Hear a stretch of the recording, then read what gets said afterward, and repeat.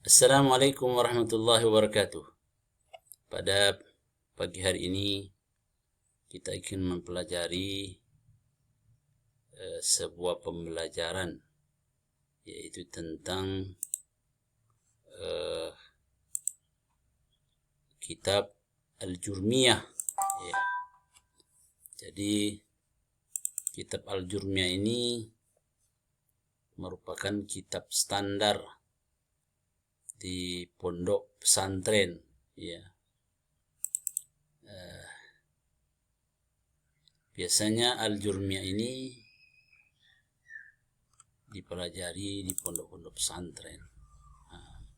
Baik, kita akan coba membuka salah satu hasyiah di Ahrumiyah, ya. Al-Jurmiyah, Hasyiatul Jurmiyah. Jadi penjelasan syarah Al-Jurmiyah. Sini kitab ini dikarang oleh Syekh Abdurrahman bin Muhammad bin Qasim, ya. Dan sudah diterjemahkan ke dalam bahasa Indonesia. Dan ini cukup baik, ya. Sedangkan Al-Jurmiyah itu sendiri pengarangnya adalah Abu Abdullah bin Muhammad bin Daud As-Sanhaji, ya. Dinisbah kepada salah satu kabilah di barat atau sekarang Maroko. Jadi seorang ulama nahwu yang dikenal dengan bernama Ibnu Al-Jurum. Makanya disebut kita Al-Jurmiyah. Ya. Jadi dan makna Al-Jurum dalam bahasa Barbar adalah orang yang fakir, seorang sufi yang wara, menjaga dari haram. Beliau adalah imam atau ulama dalam ilmu nahwu. Beliau dilahirkan di Fas pada tahun 674 Hijriah dan wafat di sana pada tahun 723 Hijriah. Kata beliau, "An-nahwu yutlaqu ala ma'anin minha al-qasdu wal-jihatu wal-mislu wal-miqdar." Ya. Kata nahwu dimutlakkan atas beberapa makna. Di antaranya kata nahwu itu adalah tujuan atau arah atau contoh atau ukuran. Wa hadduhu ilmun bi usulin wa yatawassalu biha ila ma'rifati ahwali awakhiril kalimi i'raban wa bina'an. Batasan ilmu nahwu yang berkaitan dengan prinsip-prinsip dengannya mengetahui keadaan akhir kata, baik mu'rabnya walaupun mabninya. Artinya begini, bahwa nahwu itu ilmu yang membicarakan tentang perubahan akhir kalimat sebuah kalimat dalam bahasa Arab. Bisa berbaris depan atau dhammah, baris fathah, baris di atas, atau baris kasrah, ya, baris di bawah. Ya. Dan di dalam bahasa Arab itu ada yang tetap, ada yang berubah. Jadi akhir kalimat itu kalau yang berubah disebut dengan mu'raf, yaitu berubah. Sedangkan mabni artinya tetap, tidak berubah akhirnya. Ya. Maudu'uhu, pembahasan tentang ilmu nahwu ini, al-kalimatul arabiyah, adalah pembahasannya tentang bahasa Arab ini, ialah mengenai kalimat-kalimat yang berbahasa Arab. Jadi bahasa lain tidak bisa, ya. Jadi cukup dalam kata-kata bahasa Arab. Karena al-khusus, al-khas li lugatil arabiyah, ya. Wa samratuhu, faedah, ya, dari mempelajari ilmu nahwu itu adalah siyanatul lisan, yaitu menjaga lisan, anil khata'i fi kalamillah, adalah menjaga lisan dari kesalahan terhadap firman Allah, wa kalami Rasul sallallahu alaihi wasallam, dan sabda Rasulullah SAW. Jadi menjaga kita, manfaat dari ilmu nahwu itu adalah menjaga bagaimana kita tidak salah dalam menyebut ayat-ayat Allah Subhanahu wa taala serta hadis-hadis Rasulullah SAW. Ya. Wa kalamil Arabi, dan juga perkataan orang-orang Arab. Ya. Wal isti'anatu bihi ala fahmi ma'ani dzalik. Serta untuk membantu memahami makna-makna itu sendiri. Jadi makna-makna semua dalam bahasa Arab. Wal istimdaduhu, jadi sumber pengambilan dari ilmu nahwu ini min kalamillah, dari perkataan Allah Subhanahu wa taala, wa kalami Rasulullah SAW, dan juga perkataan atau sabda Rasulullah SAW, wa kalamil Arab, serta perkataan-perkataan orang Arab seperti syair-syair seperti itu ya.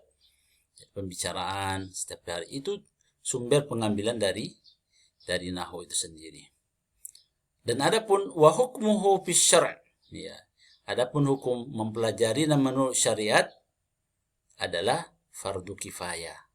Artinya kalau sudah ada yang tahu dalam satu kampung, maka sudah lepas kita semua. Wa wadi'uhu, dan penyusunannya yang pertama adalah Abu Aswad Ad-Duwali, yaitu Abu Aswad Ad-Duwali, ya.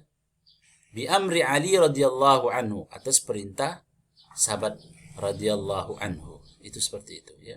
Itu nahwu. Sekarang kita memasuki pembahasan tentang jurmiyah. Ya, ini matan jurmiyah nih. Bismillahirrahmanirrahim. Al-kalamu huwa al-lafdul murakkabul mufidu bil wada'i. Dengan Allah yang Maha Pengasih lagi Maha Penyayang. Ya, al-kalam, kalam adalah lafaz yang tersusun, ya. Al-lafzul murakkab, lafaz al-murakkab itu tersusun. Bil mufid, yang berfaedah, memberikan pengertian sempurna. Bil wada'i, dengan disengaja menggunakan bahasa Arab. Jadi kalimat kalam itu dalam bahasa Arab pada sesuatu lafaz yang tersusun.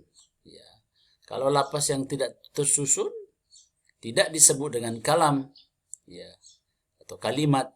Nah, begitu juga ada manfaatnya, ya, al-mufid, ya, seperti itu.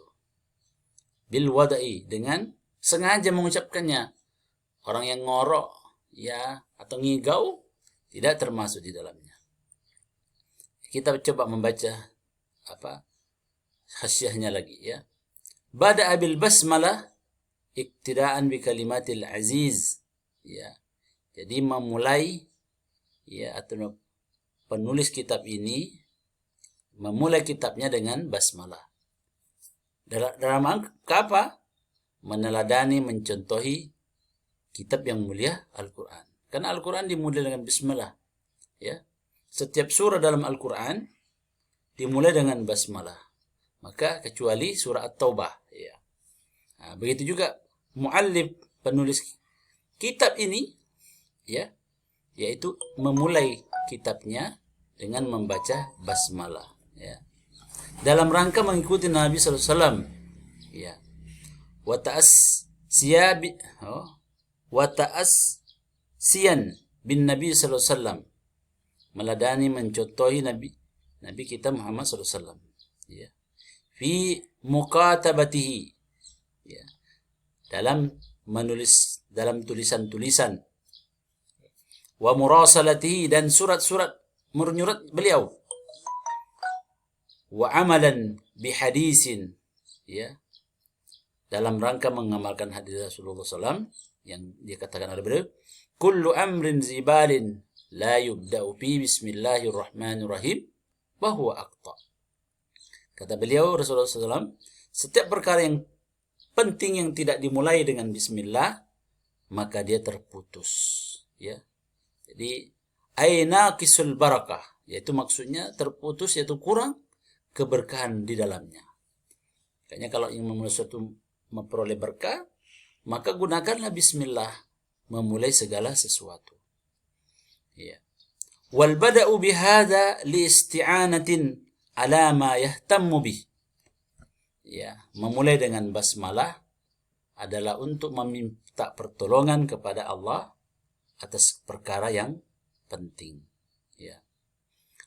Wal ismu, lafaz al ismu, ya, dalam bismillah itu ya'ti bayanuhu, akan datang penjelasannya. Wallahu alamun ala rabbina tabaraka wa ta'ala. Dan lafaz jalla Allah adalah nama bagi Tuhan yang kita maha suci lagi maha tinggi. Wa ta'ala. Wa huwa a'rafu bima'arif. Dan lafzul jalalah Allah tersebut adalah yang paling ma'rifah dari isim ma'rifah. Ya. War-Rahmanu, adapun Ar-Rahman adalah nama bagi Allah, ismuhu ta'ala, nama bagi Allah Ta'ala, wa huwa dalun ala sifatil qaimati bih. Ya. Jadi kata Ar-Rahman itu merupakan sifat yang menyertai Allah, dia yang maha pengasih kepada segala makhluknya. War-Rahmanu bi jami'i khalqihi. Ya, seperti itu. War-Rahimu ismuhu ta'ala. Ar-Rahim adalah nama bagi Allah Subhanahu wa ta'ala. Wa huwa dalun ala sifatil qa'imati bi wa la ta'alluqiha bil mahrub. Ya, merupakan sifat yang menyertai Allah atas yang berkaitan dengan yang dirahmatinya. Waqtasara 'ala al-basmalati li'annaha min ablagis sana'i wadzikri. Beliau penulis kitab ini telah mencukupkan atas ucapan basmalah saja ketika memulai kitabnya. Karena sesungguhnya basmalah adalah di antara dari pujian dan zikir yang paling tinggi. Jadi dia tidak mengatakan alhamdulillah lagi. Setelah bismillah langsung masuk inti pembahasannya, ya. Gitu. Bada al-musannifu bil kalam. Lalu penyusun memulai kitabnya itu dengan al-kalam. Li'annahu maqsudun bizatin wa li'annahu alladhi yaqa'u bihi at-tafahumu wat-takhatufu. Ya. Dia adalah yang diharapkan dituju karena dengan terjadinya saling memahami dan percakapan. Wal kalamu fil lughah huwa ma takallama bil insanu. Jadi kalam di sini maknanya secara bahasa adalah sesuatu yang orang bertutur dengannya. Ya. Qalilan kana au katsiran. Ya. Baik sedikit maupun banyak. Mufidan au ghairu mufida. Baik berfaedah atau tidak. Jadi itu kalam dalam secara bahasa. Sedangkan secara istilah an-nahwiyin, ya, jadi secara istilah nahwu, jadi makna kalam menurut istilah para ahli nahwu adalah ma jama'al quyuda al-arba'ata allati zakarahu al-musannif. Jadi para ahli nahwu mengatakan bahwa al-kalam, ya, kalam dalam bahasa Arab itu ya terkumpulnya pada 4 kaidah yang telah disebutkan oleh pengarang tadi. Yaitu apa tadi? Al-lafzu, al-murakkab, al-mufid. Ya, itu. Yang pertama, wa ahaduhum al-lafzu. Yang pertama adalah lafaz. Lafaz secara bahasa bermakna membuang atau melempar. Dikatakan akaltu as-samrata